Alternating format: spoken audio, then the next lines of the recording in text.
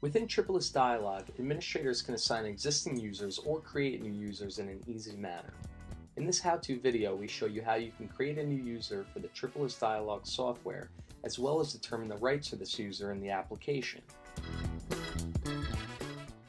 First, go to the Setup tab. Then click on Application.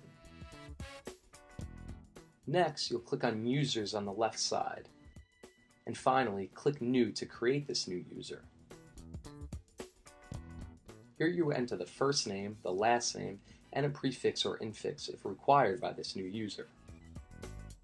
Enter the user's email address in the username field. This needs to be an existing email address within the system. Enter a password and then confirm this password. The password should contain at least one digit, both in uppercase and lowercase character, and should also be at least 7 characters long. Next, you'll set the permissions for this new user. To do so, you will first select a role. A client domain administrator is equal to all rights. Client domain advanced user is equal to the administrator except for being able to add and create new users. Client domain user does not have rights in the setup module. Next, you will select the functional rights. For modules, select the Tripolis Dialogue modules for the new user to work with. Use the Control key to select multiple modules. For submodules, select all subnet modules or the required submodules for this user.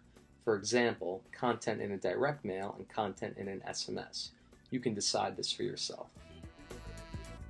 Select the datasets on which the user gets permission.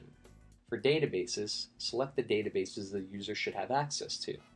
For workspaces, select the workspaces in which the user is allowed to work within. If you have not yet set these rights, it's not possible for this user to log into the application. Lastly, click on Save. Now you have created a new user for Tripolis Dialogue.